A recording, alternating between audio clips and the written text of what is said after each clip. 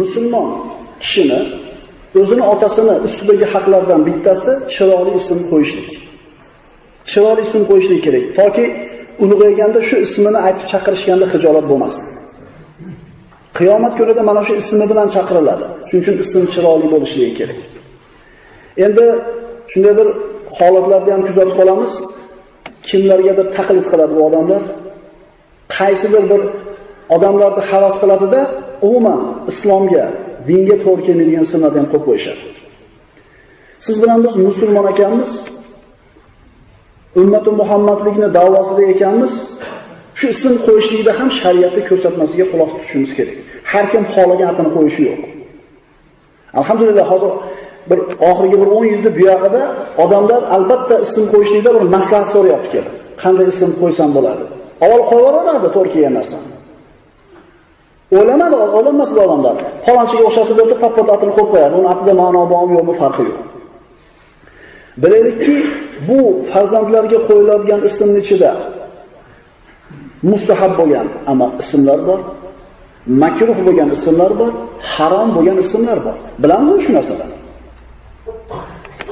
Bir farzand dunyoga kelmasdan turib unga ism tanlashlik mumkin. O'g'il bo'lsa bunday qo'yamiz, qiz bo'lsa bunday qo'yamiz.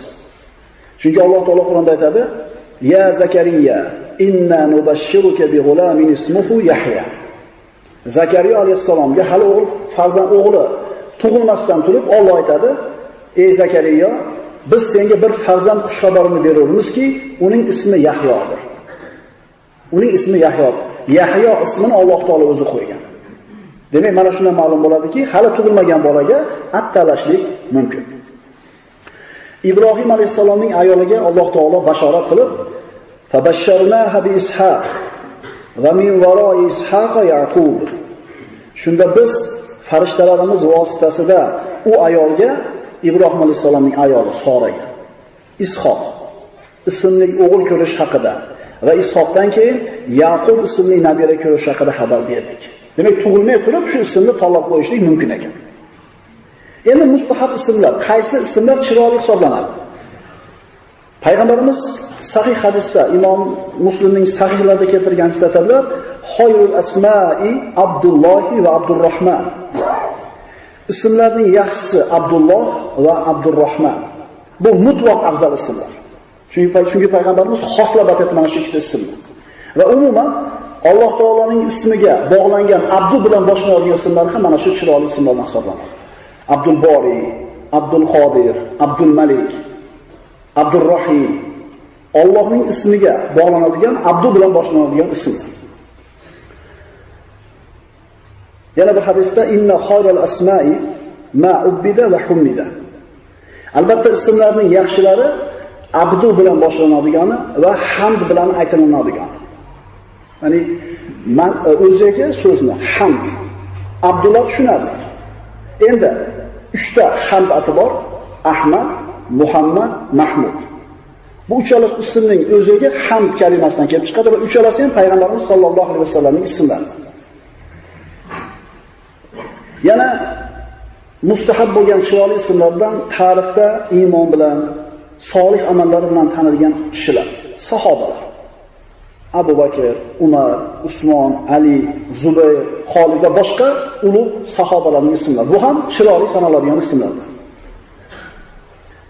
Yana mustahab bo'lgan ismlardan Nabiy sollallohu alayhi vasallamning ahli baytining a'zolarining ismlari, oilasining a'zolarining ismlari. Chunki mana shu insonlarni yaxshi ko'rganligimizdan qo'yamiz ismlarini.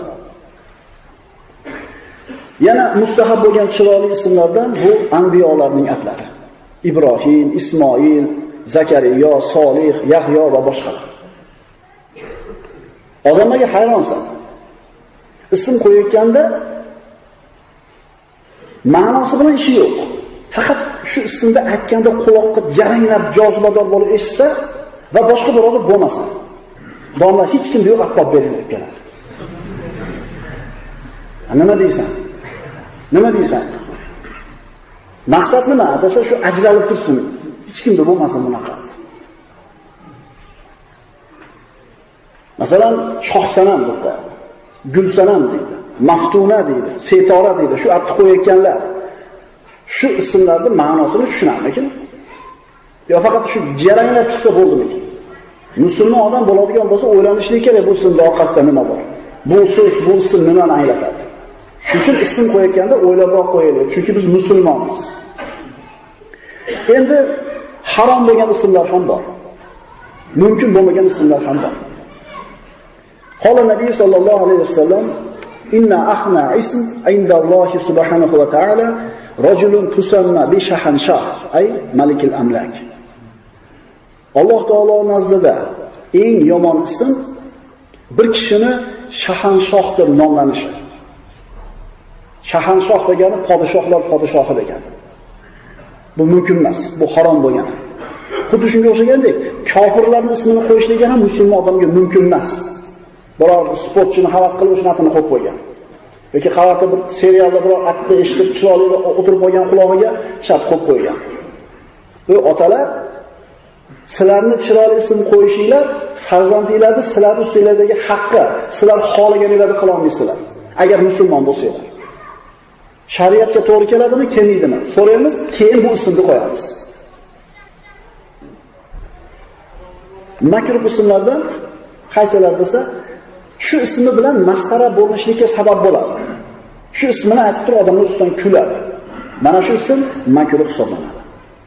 Farzandlarga chiroyli ism qo'yishlik kerak, chunki qiyomatda mana shu ismi bilan chaqiriladi ular.